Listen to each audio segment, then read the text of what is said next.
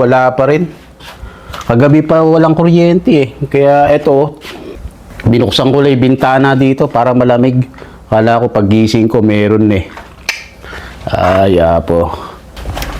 Kagabi pa yan. Kahit sa store kahapon, nag-ipon nga ako ng tubig.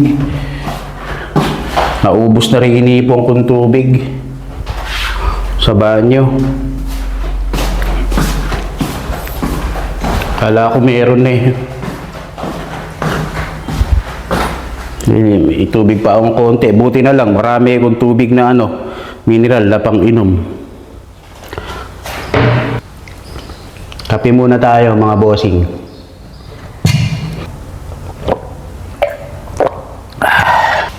May generator kami eh. Kaya lang sa may-ari lang yun eh. Naliit lang. Pero hindi na umandar eh. Kagabi umaandar to. Pero hindi kami pinagamit. Sila kanila lang. Maliit lang. Ayun lang yun. Kung madidinig nyo, napakatahimik.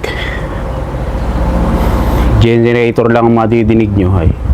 At dahil nga naisipan kong maligo sa dagat at wala pang ang tubig at papasok pa ako. Dahil nagbanyo ako wala pang pambuhos dun sa may CR. Kaya kuha na lang ako sa dagat ng tubig kahit siyang timba lang. Bago tayo maligo sa dagat ubusin ko lang yung kape, sayang.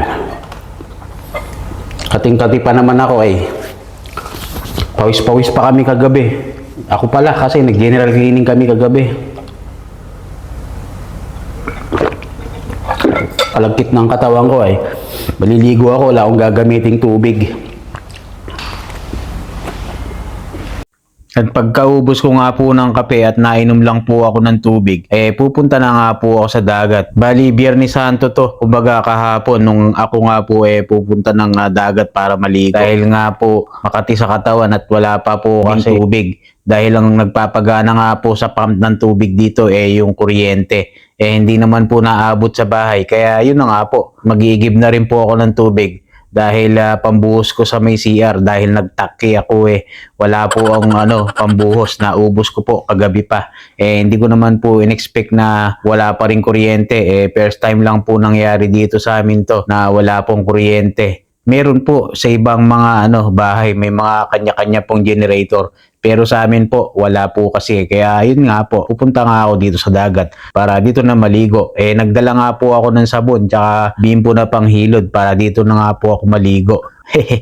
Di wow. Kung di lang po talaga ako pawisan hindi na ako maliligo Kaso malakit sa katawan kasi nga po nag-general cleaning po kagabi. Dahil nga halos kagabi, nung nag-general cleaning kami sa store, nawalan na po ng kuryente. Hanggang sa umuwi na nga po ako ng bahay, hanggang sa natulog na, hanggang sa pagising ko ng umaga, wala pa rin pong kuryente. Maga pa po ito mga bandang 30 ng umaga. Dito na nga po ako naligo dahil ako nga po papasok pa. Kaya dali-dali na nga po ako pumunta rito sa dagat. May dala po akong sabon dyan Kaya nagbanlaw lang ako saglit.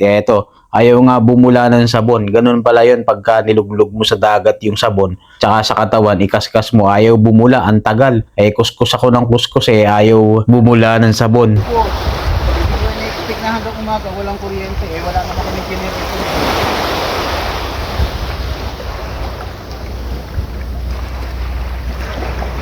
Cleaning pa naman kami kagabi, nag-blackout na no-work na naman po, alam ko tapos patay yung kuryente. Bakit walang kuryente? Kaya hanggang nga ito na ito, tagal.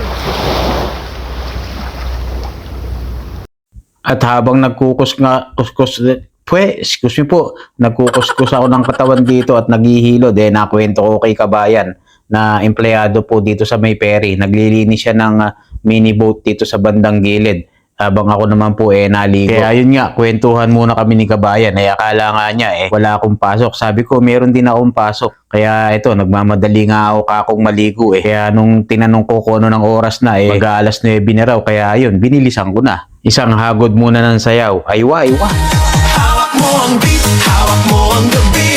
Sa bawat galaw mo ako'y nabibi. Aywa, aywa. Quiz, miya-miya na yun. Dahil ako nga nagmamadali na at baka malate pa ako. Kaya eto, nagluglog na ako nung nagluglog dito. Langoy itik na yan. Basta importante, mahalaga.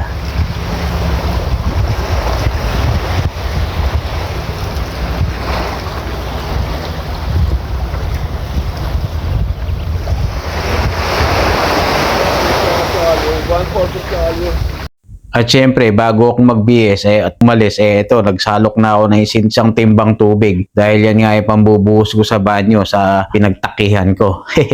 Excuse me lang po sa kumakain dyan. At eto na nga, pauwi na nga po ako. Dahil nga po ako, papasok pa. What a beautiful place.